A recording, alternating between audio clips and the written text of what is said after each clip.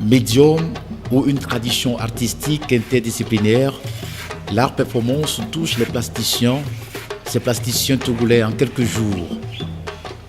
Démonstration de la matière artistique par ses coups de pinceau sur ce mur du siège du syndicat des artistes du Togo afin de matérialiser ce qui serait désormais un espace culturel.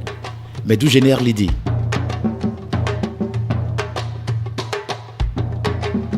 Nous sommes partis d'une idée qui date de très longtemps.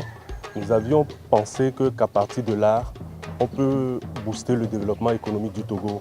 Mais depuis 2005, nous avons déjà eu l'idée d'initier à Kégué, un nouveau quartier qui a beaucoup de potentialité, un projet de développement culturel que nous dénommions Kégué Quartier Lumière. Mais conformément au cadre réglementaire existant, il n'était pas possible d'avancer. Aujourd'hui, nous avions constaté que depuis 2005, il y a eu des réformes dans le secteur culturel, des formations qui sont données aux artistes, le statut des artistes, le fonds d'aide à la culture, la reprise de la coopération. Tous ces éléments nous ont confortés dans la pensée qu'il faudrait faire quelque chose. Et par coïncidence, nous avons rencontré sur un terrain de reportage M. Rida Georges avec Sinato, et deux éléments mis ensemble avec plusieurs éléments nous a donné la conviction qu'aujourd'hui nous pouvons aller à la promotion de la culture qui est un vecteur de développement économique. Se basant sur le principe selon lequel la performance ne peut être exécutée qu'une fois ou réitérée, les plasticiens membres du Sinato voudraient par le biais de cette initiative marquer leur territoire commun. Une plurielle d'œuvres peintes sur place et sur les murs pour se faire entendre, se faire écouter et trouver une place de choix dans les circuits culturels. Une place comme celle des performances artistiques depuis le XXe siècle.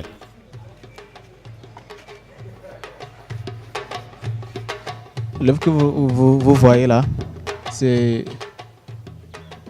en fait de l'harmonie. Qui devait régner entre tous les artistes, que ce soit de tous les bords, entre musiciens, batteurs, plasticiens, n'importe quel corps d'artiste. On devait toutefois rester ensemble pour pouvoir avancer. C'est pourquoi vous allez voir, ce sont les têtes des personnes en fait, que je suis en train de représenter qui sont entremêlées. Ça veut dire qu'on devait toutefois être soudés, se donner la main, se donner les moyens de pouvoir avancer. Bon, le tableau que j'ai fait, je l'ai intitulé La Force. Et j'ai dessiné plusieurs personnes dans un fond de couleurs harmonieuses. Il y a le rouge, le bleu, le jaune. J'ai tout mélangé les couleurs parce que chaque personne d'entre nous a une force en lui. Et j'ai dessiné ces personnes soudées. Si on est individuel, on ne peut pas faire grand chose.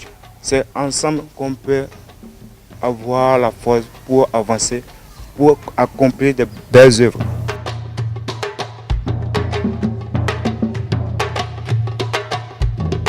En fait, ce tableau parle de la diversité.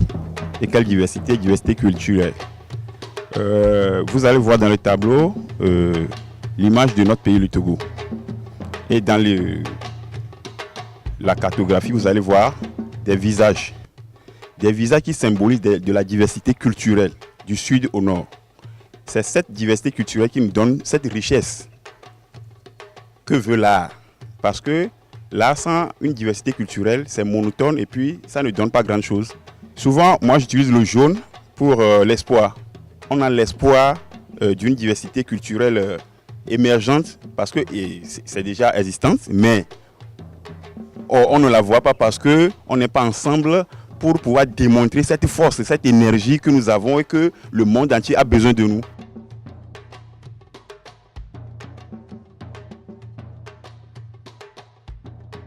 Je parle de la vision chaotique, c'est-à-dire la meuf, elle a un regard qui est un peu vers le chaos. C'est-à-dire aujourd'hui, on fréquente, à chaque fois qu'on va à l'école, on espère à travailler au sein du gouvernement. Mais aujourd'hui, pourquoi je parle de la vision chaotique? Parce que c'est un peu triste. Tous les jours, on se plaint qu'il n'y a pas de boulot, mais on a fréquenté. Mais on a au moins quelque chose dans nos tréfonds pour pouvoir sortir, pour pouvoir faire de ce qu'on cherche, de nos futurs, pour pouvoir faire la famille. Mais on se plaint tout le temps à dire qu'il n'y a pas du boulot. Donc, pourquoi je parle du chaotique? Le chaotique, c'est ces différentes boules qui se présentent sur le visage de la meuf. Il y a la bouche, il y a le rouge à lèvres qui parle du danger, il y a le jaune qui parle de quoi? C'est du feu. Quand vous voyez mon œuvre, j'essaye de représenter la musique à travers le saxophone qui est un instrument de gaieté et d'amour. J'ai utilisé des couleurs de gaieté, la rose, la jaune et aussi un peu de noir et de gris. Et juste pour amener une ambiance dans une famille en tant que mère et femme pour que la fête soit belle. Sinato est un syndicat qui regroupe toute catégorie professionnelle, les cinéastes, les peintres, les comédiens, les femmes en tant que cuisinières en art culinaire. Alors j'ai juste voulu montrer un instrument rassembleur parce que la musique n'est pas seulement que d'écouter, mais l'art en fait rassemble toutes les corporations. Ici, on est en train de représenter le portrait de M. le Président Faure, tout juste pour le remercier pour toute sa contribution pour l'art au Togo. C'est si simple que ça. Autour du président, on peut voir le micro qui représente. Plus la Sinato, ça regroupe plusieurs artistes. Donc, on essaie d'insérer toutes les corporations, les représenter par une image. Donc, vous pouvez voir le micro qui constitue sur des musiciens. Ces performances artistiques sont une invitation au voyage, à la découverte des grands talents amoureux de leur pays et de ses traditions, volontaires et déterminés à mieux faire connaître leur potentiel créatif. Matière, couleur et texture, source de vie, toutes ces thématiques tournent autour de la réconciliation et l'union. Des thèmes pour mieux comprendre les questions politiques et sociales de l'heure.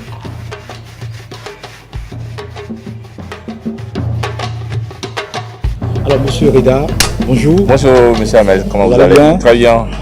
Alors, parlez-nous un peu de votre concept, les performances artistiques. Depuis un certain moment, nous avons remarqué que les artistes togolais ont vraiment du talent. Ils ont du talent, mais il manque le professionnalisme. Ils sont toujours dans l'étape embryonnaire et qu'il fallait quand même les former pour qu'ils deviennent plus professionnels et vivent de leur art. Donc c'est ça qui a permis à certains groupes ou bien à certains artistes de se réunir et créer ce syndicat-là pour promouvoir la culture togolaise. Et de deux, nous avons vu que le chef de l'État a donné le cadre légal pour les artistes pour qu'ils puissent évoluer en votant le statut de l'artiste et en mettant l'application du statut. Il a aidé tous les artistes à vivre de leur art et il a considéré vraiment la culture togolaise.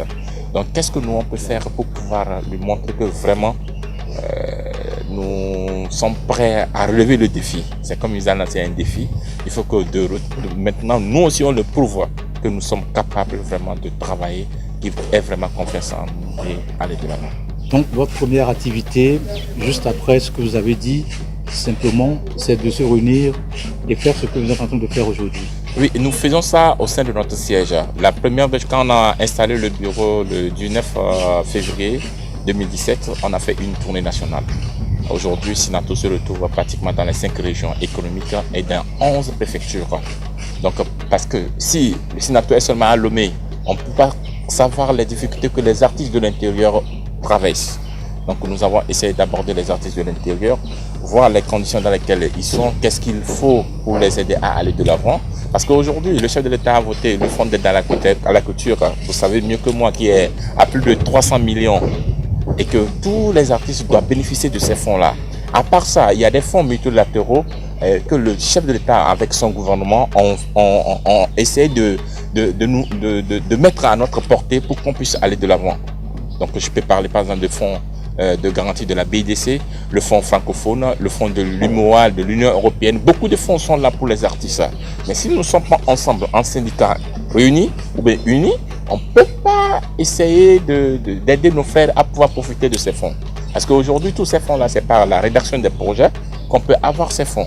Donc aujourd'hui, beaucoup d'artistes sont là qui ont le temps et vraiment rédiger un projet, ils ne savent pas. Donc nous avons déjà commencé à former certains dans le domaine de la rédaction des projets pour qu'ils puissent eux-mêmes essayer de rédiger leurs projets et soumettre à ces organisations internationales et nationales pour qu'on puisse les financer. C'est une initiative qui favorise une meilleure compréhension du continent africain, une découverte de ses pays et de ses habitants, une découverte de l'art africain qui n'est plus seulement l'objet usuel ou mystique que tout le monde connaît, mais qui demeure la démarche artistique avec laquelle il faut désormais compter. Sans oublier certaines des performances artistiques à travers le monde entier, à l'instar de celle d'Abraham Poincheval, qui s'est fait hiberner dans un ours empaillé et s'est fait emmurer. Un mercredi, 1er mars 2017 à 14h, il est sorti du rocher dans lequel il s'est enfermé pendant 8 jours.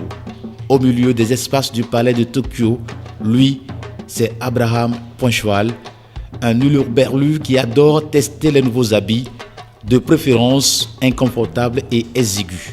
Voyage avec une capsule à travers des Alpes de Digne en Italie, à Caraglio. Je me suis retrouvé pendant une semaine à vivre avec des animaux plus ou moins, c'est-à-dire que les animaux sauvages venaient le soir se frotter à la capsule dans laquelle j'étais. Et lorsque je suis redescendu sur le versant italien, j'ai croisé des gardes-chasse et des chasseurs qui descendaient des bêtes qui venaient de chasser et qui étaient éventrées. Du coup, j'ai trouvé ça assez fort et ça m'a fait quelque chose d'assez étonnant où je me suis dit mais c'est les mêmes bêtes que j'avais croisées, avec qui j'avais partagé une petite semaine.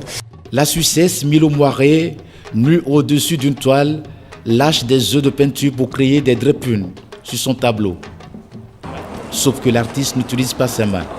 À l'image d'une poule pendant, elle largue des ovocytes pleins d'acrylique qu'elle stockait dans son appareil génital. Pourquoi? Comment? Dans quel but? Apparemment, ce serait pour repousser les frontières de l'art, vivre et exprimer son art, et là, c'est également une performance artistique. Pavel Pavlenski est aussi dingue, mais mu par une véritable cause.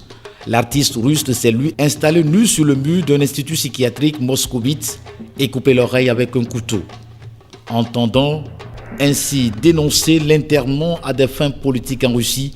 L'homme d'à peine 30 ans affirmait que son geste incarnait une métaphore de ce que l'État fait au corps social.